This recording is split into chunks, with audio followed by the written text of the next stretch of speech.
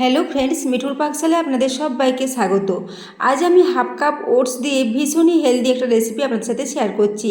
খুবই অল্প সময়ে রেসিপিটা রেডি হয়ে যাবে, 5 থেকে 10 মিনিটের মধ্যে এটা রেডি হয়ে যাবে। তো সেই জন্য প্রথমে হাফ কাপ পরিমাণে ওটস নিয়েছি একটা মিক্সির জারে, ওই সাথে হাফ কাপ পরিমাণে সুজি নিলাম, ওই সাথেই দিয়ে দিচ্ছি হাফ কাপ পরিমাণে টক দই।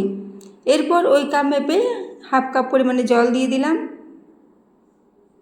এরপর এটাকে ঢাকা দিয়ে খুব ভালো করে একটু পেস্ট তৈরি করে নিচ্ছি। তো আজকের রেসিপিটা বন্ধুরা ভীষণই হেলদি, একদম নামমাত্র তেলে রেডি হয়ে যাবে এবং খুবই ঝটপট এটা রেডি হয়ে যাবে। তো দেখুন, এরপর পুরো মিশ্রণটাকে একটা পাত্রে নিয়ে নিয়েছি।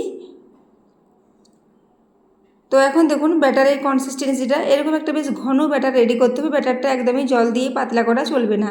তো এরকম একটা ঘন ব্যাটার রেডি করে নিয়েছি। এরপর এর সাথে নিয়ে নেব অর্ধেকটা পরিমাণে গাজর।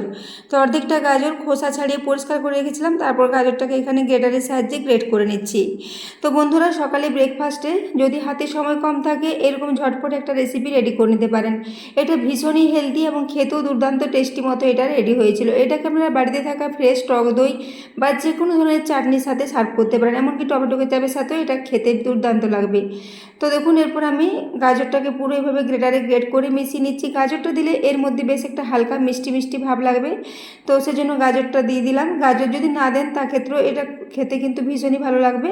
তো এরপর আমি দেখুন দিয়ে দিলাম এখানে স্বাদ মতো লবণ। লবণটা দেওয়ার পর গাজর ও লবণ একসাথে খুব ভালো করে মিশিয়ে নিচ্ছি।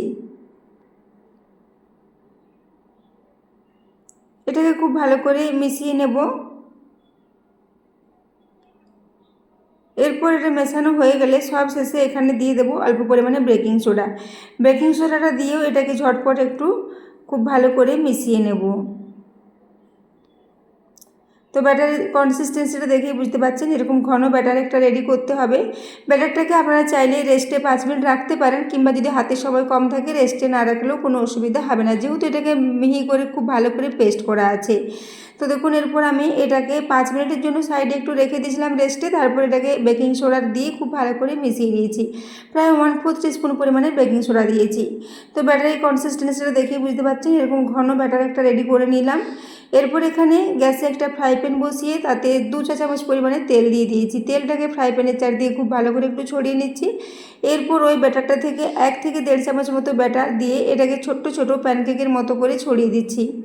তো বন্ধুরা, আজকের এই রেসিপিটা যদি ভালো লেগে থাকে তাহলে অবশ্যই একটু বন্ধুদের সাথে শেয়ার করে দেবেন, এবং রেসিপি ভালো লেগে থাকলে চ্যানেলটি সাবস্ক্রাইব করে অবশ্যই আমার পাশে থাকবেন।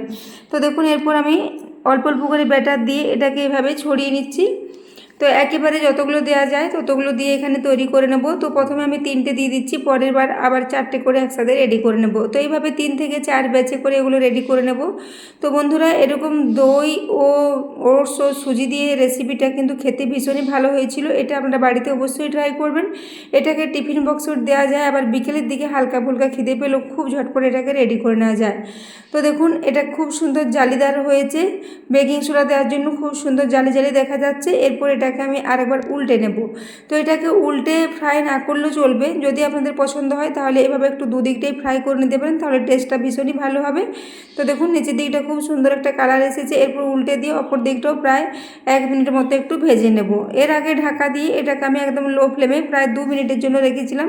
তো প্রায় 2.5 থেকে 3 মিনিটের মধ্যে এগুলো রেডি হয়ে যাবে, একদমই সময় বেশি লাগবে না।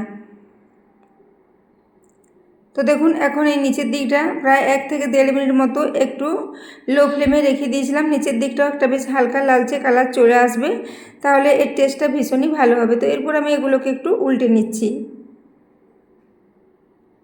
দেখুন, নিচের দিকটাও খুব সুন্দর একটা হালকা হালকা লালচে কালার এসেছে, এবং গাজর দেওয়ার জন্য এর কালারটা হালকা লালচে লালচে হয়েছে। তো বন্ধুরা, আজকের রেসিপিটা যদি ভালো লেগে থাকে অবশ্যই একটা লাইক করে দেবেন, এবং রেসিপি কেমন লেগেছে কমেন্টে জানাতে ভুলবেন না।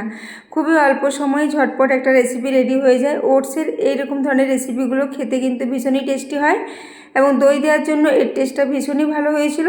তো দেখুন, এরপর আমি এখানে প্রথম ব্যাচে 3টে রেডি করে নিয়েছি, দ্বিতীয় ব্যাচে আমি আবারও কয়টা রেডি করে নিয়েছি, সেজন্য আবারও 2 চা চামচ পরিমাণে একটু তেল ছড়িয়ে দিলাম।